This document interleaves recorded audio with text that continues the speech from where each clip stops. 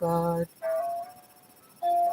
You're alive. Thank you, Father, that it functioned. Hallel Hashem. Welcome to the Parsha HafTorah class for tonight. My husband is going to start right away because we're not early, that's for sure. Oi, let me see if I can see who that is over there. Come on, eyeballs, you can work. I think maybe do you have the glass? What is it called? Oh, here it is. No, you're not saying. Okay, who is that? Ben Sion. Wow, it's all together, so I can't read it. Okay, Ben Sion, happy to be back again. We're happy to have you back again. And let me see if I can get this computer to behave itself so I can turn the screen over to my husband. Having an avalanche over here. God forbid. Okay, let's get that off of this. There we go. I'm sending the screen over to my husband now. Enjoy the class. And I'll be back when he's done. God willing. Let me get this off there so it doesn't block him when he's trying to teach. There we go. Okay. There you go, husband. Thank you for joining us, and we certainly appreciate your coming. Give me the phone, please. Yeah. I lowered the volume, but still noisy. Mm-hmm. Thank you very much for joining us. Today we observed the fast day, the Asara B'Teves, 10th of Teves fast day. And as I had really emphasized a great deal last week, that these fasts aren't just important to remind us of the mistakes that we made in the past, a special day of repentance, a special day of coming closer to the Almighty, and bringing the final redemption that much closer.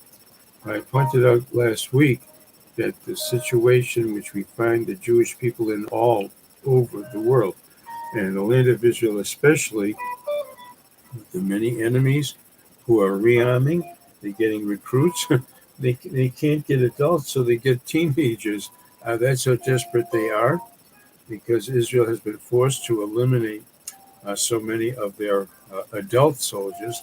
So now they're recruiting anybody with a pair of pants on, so to speak, if I may use such a crude expression. At any rate, our Torah study is our ammunition, and it's not just poetry, it's not just a nice idea. Our Torah study around the world, and in all times, we're in different time zones all around the world, that the Torah is being studied, and the Almighty is being worshipped all through the day, all through the year. And this is our ammunition. This is especially our ammunition for us to fight the enemy. Does it make an effect? It absolutely does. If you want proof, the proof is that Israel is existing. What did President Trump say? He said with his meeting with Prime Minister Netanyahu that another prime minister, there would be no Israel, God forbid. It's not with another prime minister, it's the Almighty. Without God being with us straight through all of our troubles and all of our attacks and all the brutality that we go through all through the centuries, they cannot destroy us. They try to, they want to. And in the Psalms, it says clearly their words. They say the same words that they, in the Psalms, that as I said today, to try to eradicate the Jewish people altogether. Same thing is right in the Psalms. And just as the Almighty helped and saved the Jewish people in the time of King David, likewise, he is saving us, helping us right now as well. This week's portion is Vayechi.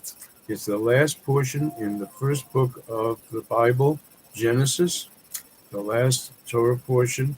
So this week is called Shabbos Parshas Vayechi, and it's also called Shabbos Chazak, because when we complete a book of the Holy Torah, one of the 5 books of Moses, we all stand up in the synagogue and chant Chazak, Chazak, Chazak. Strengthen us, O God, and we shall be strengthened.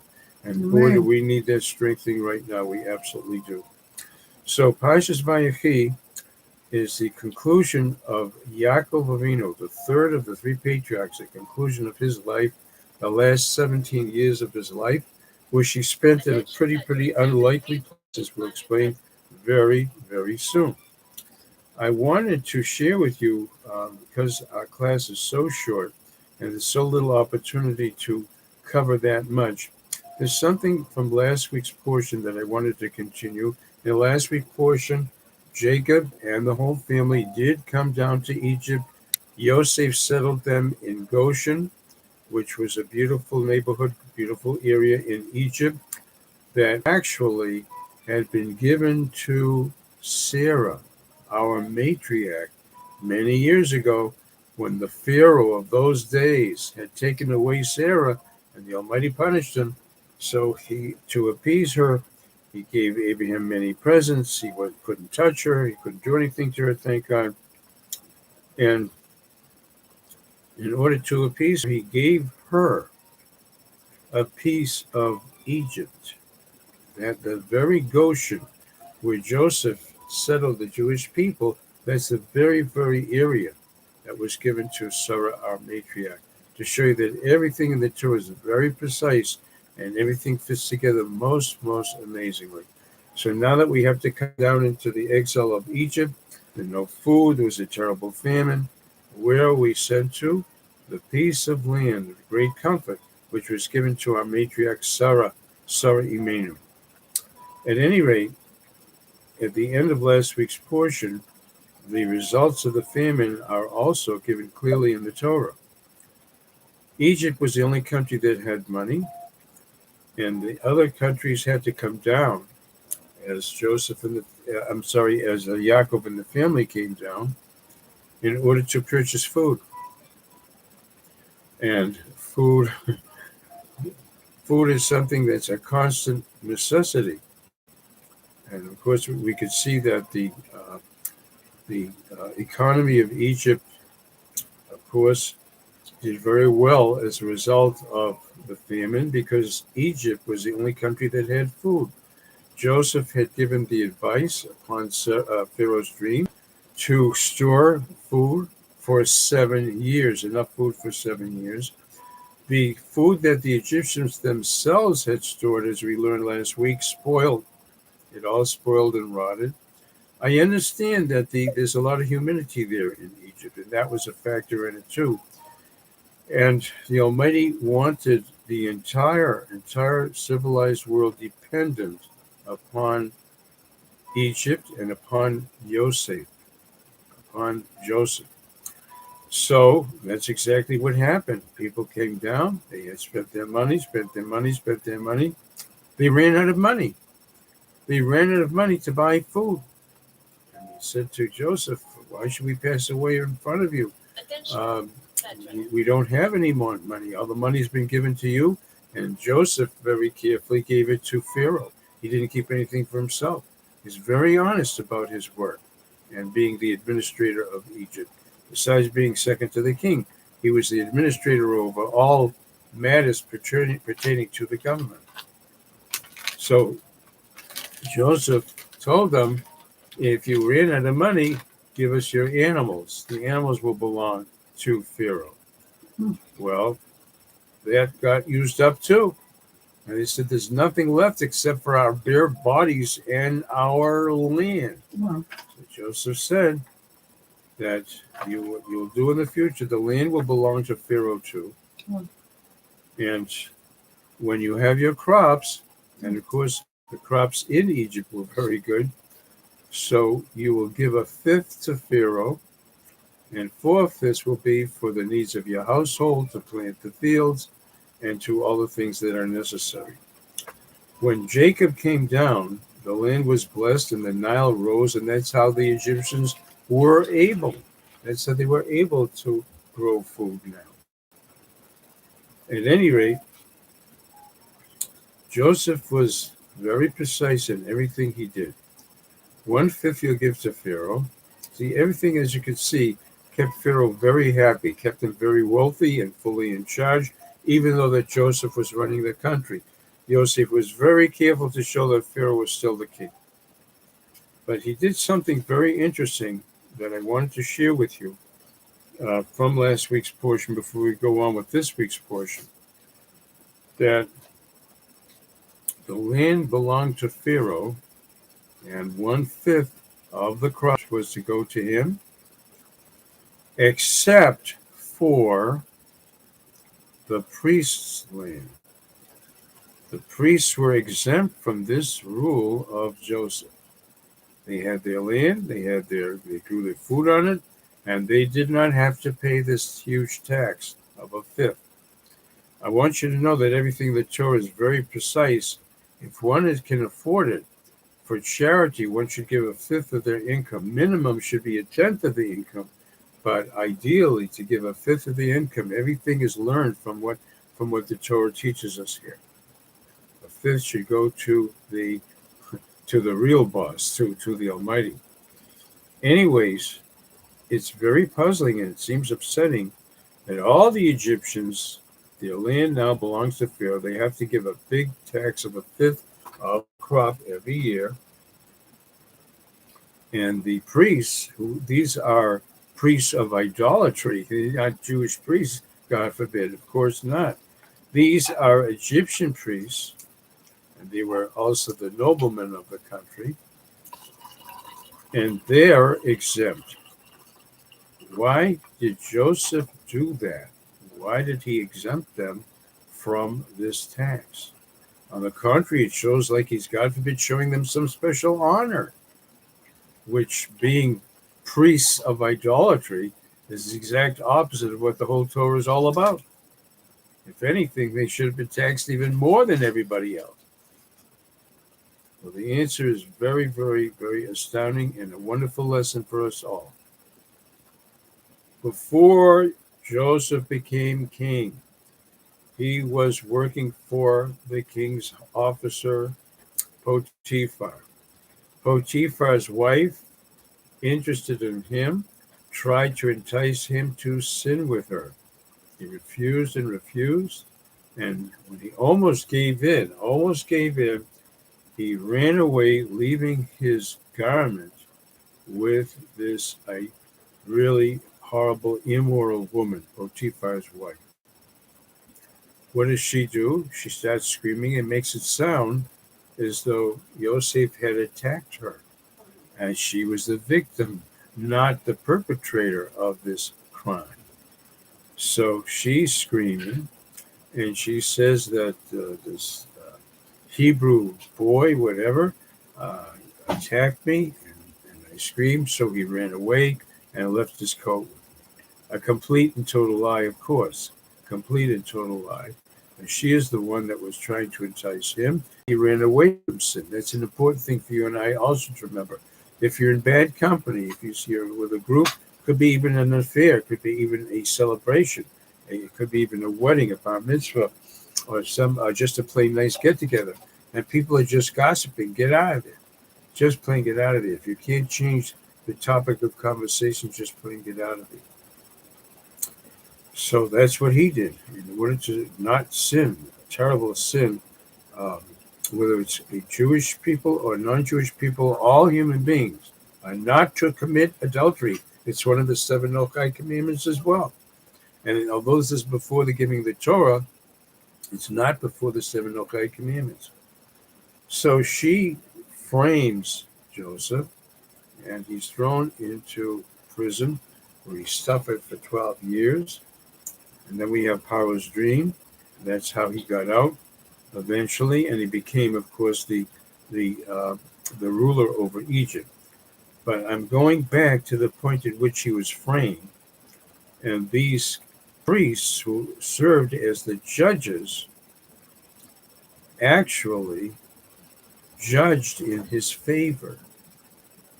This is unexpected. First of all, it's an immoral country, as we see, and it's a depraved country, loaded with all kinds of horrible practices, including marrying animals, marrying mothers and sisters. This is in the museums, by the way. Those museums that study Egyptology, they have these relics of the pharaohs, etc., in their lives. Very filthy, immoral country. powerful country at that time, very high leader in terms of politics. Politically, it was very, very powerful in the world at that time. At any rate, the priests actually ruled in favor of Joseph, despite her false claims. Why did they do that? You'll find this very, very fascinating. The priest said, let's check the garments of Joseph and check the garments of Potiphar's wife. They found that Potiphar's clothes were in perfect condition, and Joseph's garment was torn. They understood that he ran away from her. She's grabbing on, held on to his coat. She did it to incriminate him, to show that he was guilty. But by doing so, holding it and having it ripped, she actually proved her own guilt, that she was guilty and that he was innocent. So, just like today, the courts are run by politics. Cases, lawyers, liars, a lot of lawyers are called liars. They are very false today. Not all of them, of course, God forbid. Very false. They go with the crazy left, crazy ideas today, and they honor and protect the criminal and punish the victim. The same thing that's going on today is very old. It's a very old thing. So what are the priests going to do? They had to cover up for Potiphar's wife. She's the wife of a very high officer of the Pharaoh, and they had to cover up for her. They knew she was guilty, and they saw clearly that Joseph was innocent. So all they could do, rather than put him to death, which is what normally would have happened, is that they put him into prison. That was the best that they were able to do in the political situation of the days. Isn't it interesting how time has not changed, how people have not changed? Same things we had today. Victims, people who are attacked. Someone, there was that subway. I forgot to put the volume back up here. Oh, okay. Somebody Is just came somebody in? Oh, good. I'm glad. I'm very glad. Ask who is it? Who's on? Is it Representative Cass? Oh, thank you so much for joining. This is Laura Dickman. Oh, it's Laura Dickman. Thank you. Were you able to hear me? Now I can hear you. I couldn't hear you before that. Okay, yeah. Should always give us a call, please, if there's a Give her problem. my phone number, so if she Yeah. can't reach yours, Uh, she could call mine. yeah. Do you have something to write with handy? No, I. Okay, it's all right. I, Well, I'll give you my wife's number another time. We were learning, borrowing from last I have week's. your number. Oh, you have her number. That's wonderful. Okay, I'm glad. Call me if she doesn't reach Yeah, you could call, if there's any problem, let us know right away.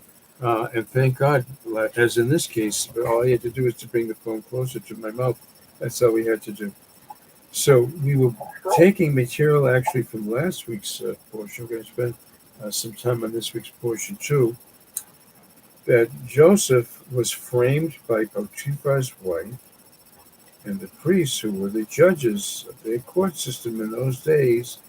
They examined it and they found that she was guilty. How did they find this out? They said, let's Who's examine. judges? The Jewish judges? Rabbi? No, this is Egypt. Joseph is in Egypt Egypt judges. as before he got out of prison, before he went into prison. Egyptian idolatrous priests who were the judges of the court there. And they examined the case honestly. And they found that Joseph was innocent and that Potiphar's wife was the perpetrator and set the whole thing up. How did they tell? It's very interesting. They said, let's examine the garments of both the person who claims to be the victim and the criminal. So they found that Potiphar's clothes were whole. Now, if Joseph had attacked her, so unfortunately with these things, especially in those days, but today too, the sinful person will rip off the clothes, as they do today too, rip out the clothes of their victim, and then attack them, and then kill them so that they can't tell the story. In this case, Joseph's clothes were torn.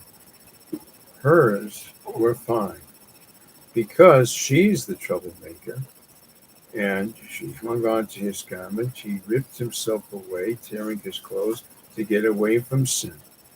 And the judges found this evidence.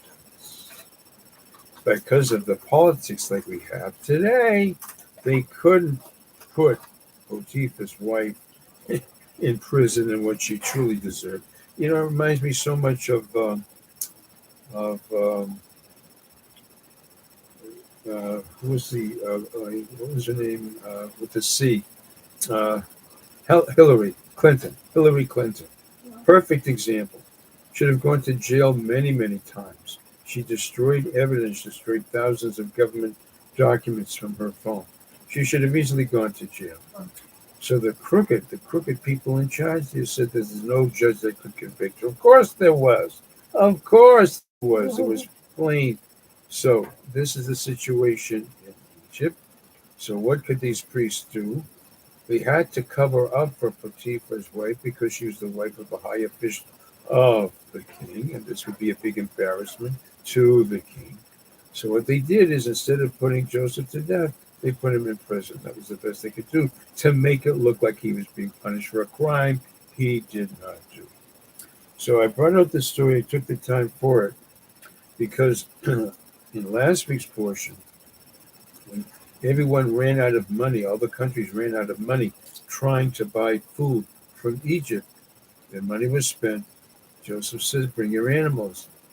Give your animals to us, and we'll give you food for the animals. That was spent too.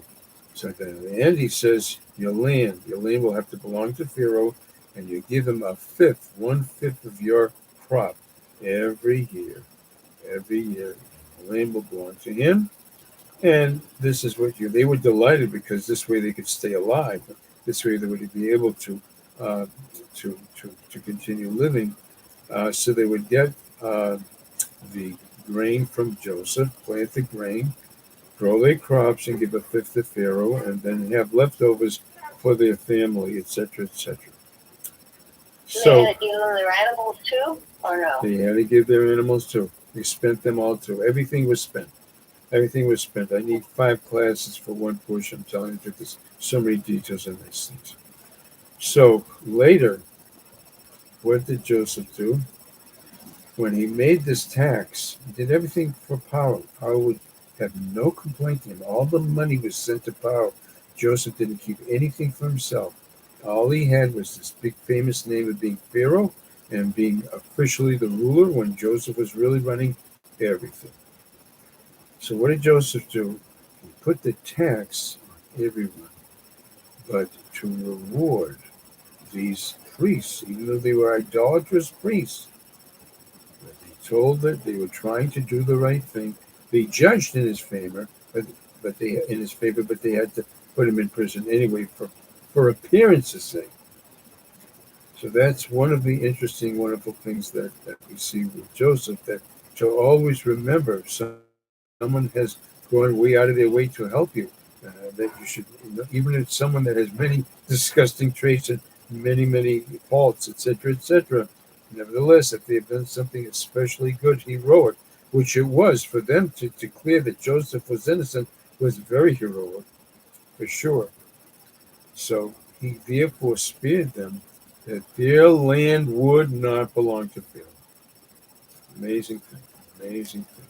She teaches us to remember who has been good to us all the way through. All right, I'll do some. Let me try to go into Parshas Vayechi a little bit. Vayechi begins at the very end of Yaakov Avinu's life. And the verse states, Vayechi Yaakov be'eretz Mitzrayim shva esrei shana. I can't hear you. The last 17 years. Yeah, I'm trying to turn the page, and I only have 2 hands to do it. Hold with a heavy book here. I'll be right back with you. 1 second there. Okay. That Jacob's very last years, his last 17 years, were spent in Egypt. But what's amazing to hear is they were the best years of his life. In an immoral, depraved country such as Egypt, it's a foreign land. He had to come down from Israel and to live the last 17 years of his life because of the famine in Egypt. They are the best years of his life. We can't seem to understand how. And a little boy that we're going to learn about very soon asked that question too. But it's interesting to know, just take a few points here, that this number 17 in Hebrew equals the word tov, good. This is something, we have a fast day called the 17th day of Tammuz. It's actually the beginning of the redemption too. That the 17 is actually not a bad number. It's a very good number, even for dealing with things that seem to be very, very troublesome. So, how many years did Jacob feed and support his beloved son Yosef? 17 years. 17 years. And then the incident with Joseph's brothers, he was sent to check on them, and they sold him as a slave. 17 years his father took care of him.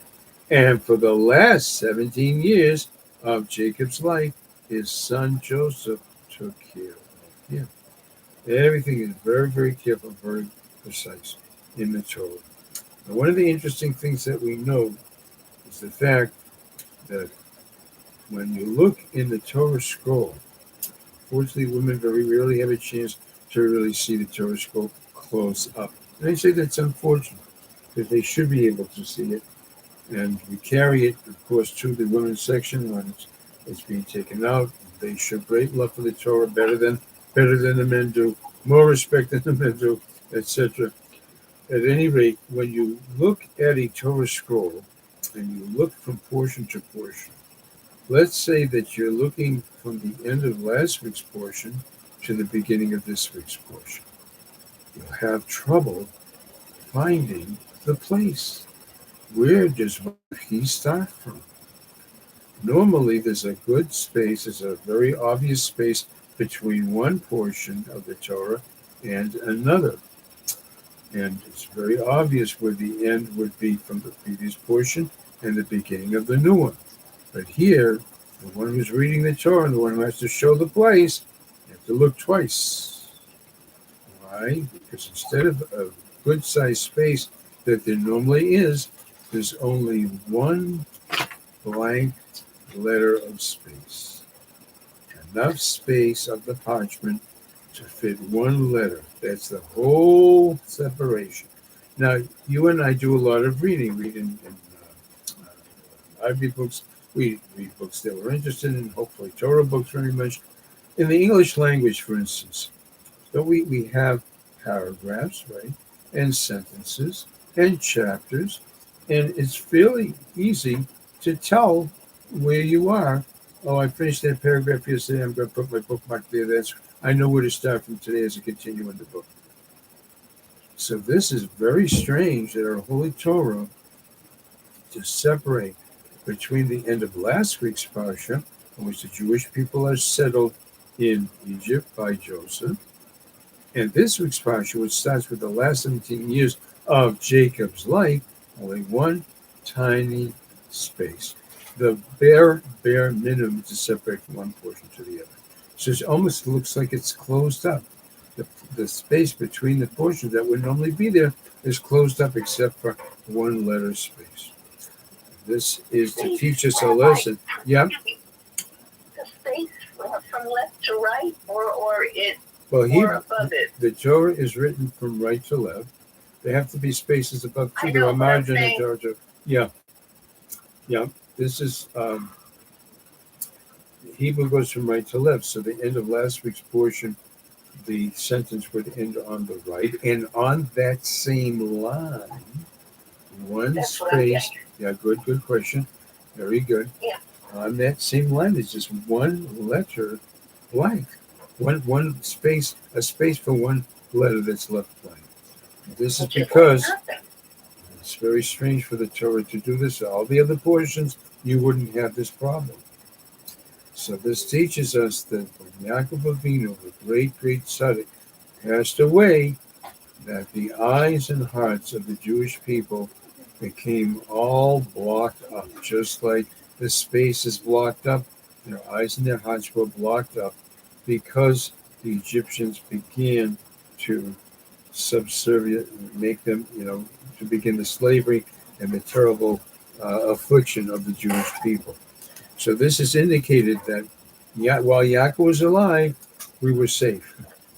Our great leader, this great tzaddik, while he was alive, we were safe. In fact, when he came down to Egypt, did you know the famine stopped temporarily? The famine stopped when he came down. And this gave Pharaoh even more reason to be kind to Jacob and to Joseph and to all the Jewish people temporarily. Now you can understand in next week Parsha, when the slavery begins in Exodus, you can understand what a contrast that is from how beautifully we were treated in Egypt at first. By the way, while I'm mentioning that, that was one of the things that was our fault. Okay? Drawing from, again, the last verse of last week's portion, Vayeshev Yisrael be'eretz Mitzrayim, and Israel dwelled in the land of Egypt, be'eretz Goshen, in that beautiful neighborhood of Goshen, which originally was given to Sarah. Vayochazu, they took possession of it. They took possession of it. Vayifru, vayirbu me'od, they were fruitful and became multiplied very, very much. Anything wrong with that? It sounds very nice. It sounds like the Egyptians were nice to the Jewish people. Pharaoh was. Of course, Joseph was taking care of them as long as he was alive, too. This is what we did wrong. And it's something really food for thought. By Yeshiv Yisrael, we were not to go down to Egypt to make it our new country, a new place to be completely, so to speak, independent. It was all only supposed to be a temporary existence down there because of the famine, but to make it and get so comfortable there and to make it like the United States of America or wherever else the Jewish people may be given all over the world, etc. To do that, that was a mistake. It's not that you have to make yourself suffer. It's just in your mind. Like, isn't that something that the rabbis are always talking about in our shows today, too? Remember that this is not our permanent home. Remember that we have to keep praying. Now we're all praying hard for the Mashiach because things are tough and rough. And those years when things were nice and peachy keen and nice and comfortable, etc. We're having a good time here in America, whatever city we lived in. I come from Boston. I'm speaking to people from Baltimore, as they know, New York City, all around the country, etc. Beautiful, beautiful life in the United States of America. That's good to be grateful to God and His kindness. He made it possible to be rescued here from the Holocaust in Europe and have a place to replant Judaism, but not to become so comfortable that we think, oh, this is our new home. This is our new home. We don't need the old home anymore. Okay, so that shows us how the Torah is sensitive to the things that we do, very much so.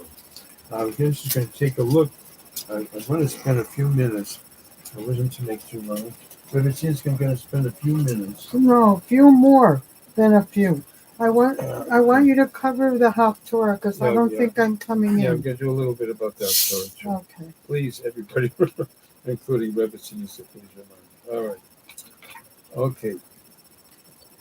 Here is a little boy's question. Watch this. This is interesting. You'll enjoy this for a couple of minutes.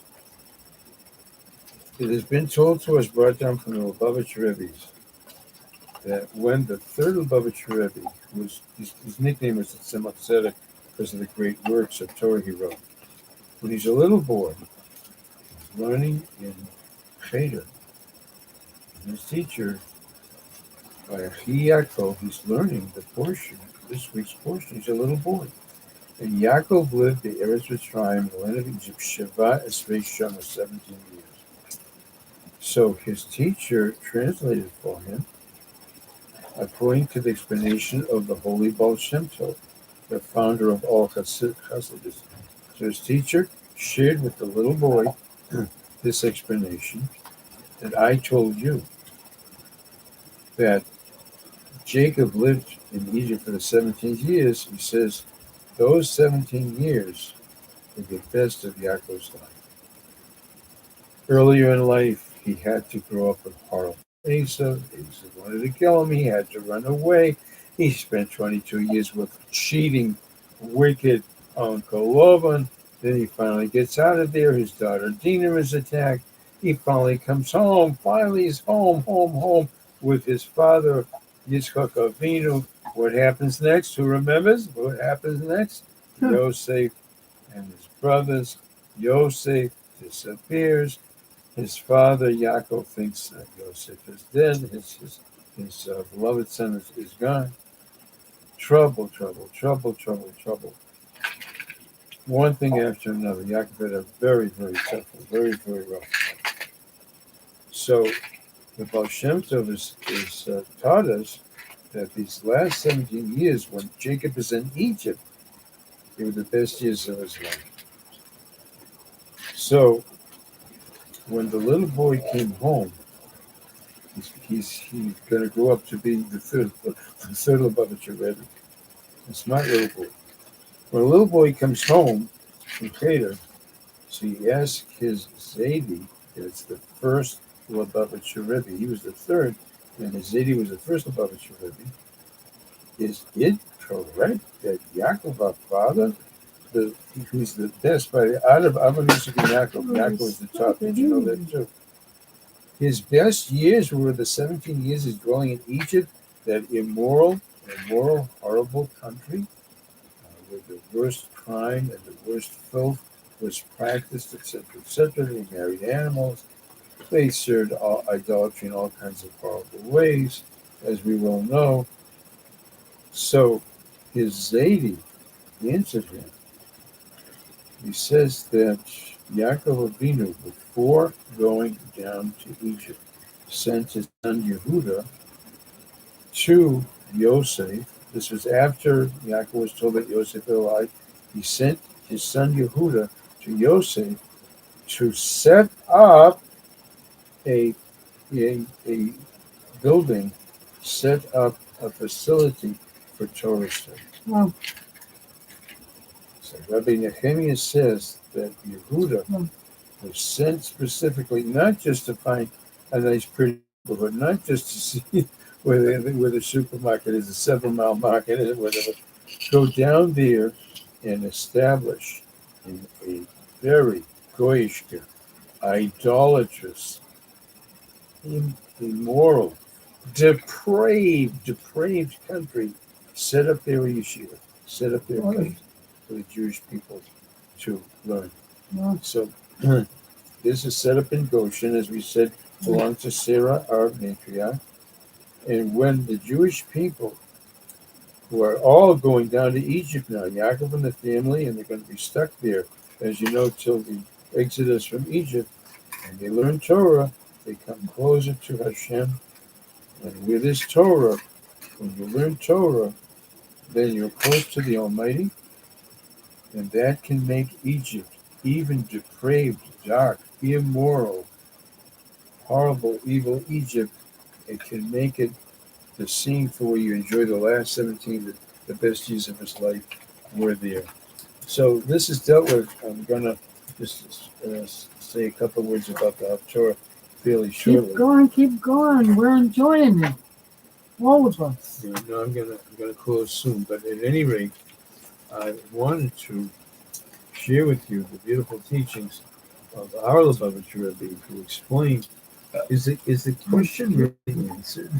Is the question really answered? The little boy says, how can the best years of your life be in Egypt? It's a horrible place. So the answer is that there is a Torah place to study Torah. But how does that make it the best years of your life? Okay, fine. And thank God you remain Jewish people and you will continue to be close to the Torah as best as you can. This is before the Torah is officially given. How can be the best years of his life? So our Lubavitcher Rebbe explains to us that to make darkness light, to bring a light like into a pitch black auditorium, like for my Chassidus class I use, in a pitch black auditorium and somebody lights one little candle. That's a big improvement. it makes a big, big difference to be able to see how to get out of the pitch black auditorium, to start with. But there's a deeper level. If you can decide bringing light into a dark place, Torah light into a dark country like Egypt, which is pretty dark today too, for that matter, pretty horribly dark too. If you can make the darkness itself converted into light, that's what was accomplished. That's why Jacob's last 17 years in Egypt, because there he was able to convert the horrible evil and darkness and immorality and the depraved, horrible, lowly way, dishonest, horrible way of life, idolatrous way of life. He was able down there to make the darkness glow. To make the darkness glow. So now we can understand a lot better why those were the 17 best years. When you're in Israel, right, you're in a holy place to begin with. You don't have to do much of it, right? Israel's holy. Israel's holy by itself. And when we fulfill God's Torah there, it brings in the great light there, obviously for sure. But if you're in such a dark auditorium, such a horribly pitch black, horrible place, and not only do you bring light in there, but you make the darkness glow itself, that's an enormous accomplishment. All right, just as our Torah portion deals with Yaakov, who was obviously the patriarch of the Jewish people, and how he's blessing his sons to continue and to see to it that the Jewish people will continue in Egypt and to retain and increase, as we see, like that, their observance, even in such a dark situation, a horrible situation. We have the leadership passed on from Yaakov Avinu, and the next leader is for them, of course, is right there. He's already in place. That's Yosef himself, who is taking care of the entire family. And the HafTorah, which often reflects the message of the Parsha, does just that. It speaks about King David's last days and how he instructs his young son Solomon, who's going to succeed him in leading the Jewish people. So he says to him, it's very important, you shall keep you shall keep the watch of God your God, your responsibility, keep the Torah. It says, go in Hashem's ways. When you're leading the Jewish people, you're the next king. Your number one job isn't to have a fancy palace and his fabulous wealth. That's not his job. His job is to see to it that the Jewish people keep the Torah. Very specific. Keep God's laws that we don't understand. Keep those laws that we do understand. As written in Moshe's Torah, Laman Taskil, telling his son Solomon, in order that you'll be successful. All that you do, and wherever you will turn. Solomon had a miraculous life. Unfortunately, things messed up for him too, but we don't have time to talk about that now. That Solomon had a kingdom of peace, and his enormous godly wisdom attracted people. You heard of the Queen of Sheba, attracted nations from all over the world to come and appreciate his wonderful wisdom. And they brought him all kinds of big fancy presents too. So King David is concerned. He mentions the troublemakers who gave him trouble. He says, "You better take care of these troublemakers, and don't let them. They did very severe crimes against the king of the Jewish people." I haven't got time to go into detail now. He says, "Make sure that those who are criminals will be punished, and those who." Did you know that one of King David's sons, Absalom, tried to kill him? Drove him out of his kingdom, even across the Jordan. Many people don't know this. And Absalom was was killed eventually. King David, that's another parallel with King David and Yaakov Avinu. Had a very troublesome, a lot of trouble with that. So when King David was on the run, there were these people called the sons of Barzillai, the Giladi. King David says, be very kind to them, because when I was fleeing from your brother who was trying to kill me, not enough to take away the kingdom from me, they were good to me. They took care of me to make sure that they are rewarded. Etc. Okay, Reverend City, you going to say anything? So that's our HafTorah, and don't forget, you can go to the synagogue. Thank you, Abba. Thank you. It was very wonderful. Oh, you're very, very welcome. You are wonderful. All of you wonderful, and be well, and have a wonderful remainder of the weekend. A wonderful Shabbat. We'll try to do some halachas Thursday night too. Okay, be well. Thank you all very much. Thank you, Rabbi. Thank you so much. You're more than welcome. Okay. So I can shut this now, right? Oh, You're yeah. shutting it. I'm shutting this. Okay. Thank you for coming in tonight. We hope you enjoyed the class. Hopefully soon I'll be back on my feet 100% and be able to continue giving classes. Everybody can pray for me. It helps, yes? And pray for energy and for perfect health. Yeah? Okay. So we'll be back. Let's see, what's tonight? Tonight is Tuesday. We'll be back Thursday night, 8:30 New York time, with halacha, which is biblical laws. Hope to see you then. Thanks for coming in, everybody. Shalom, shalom.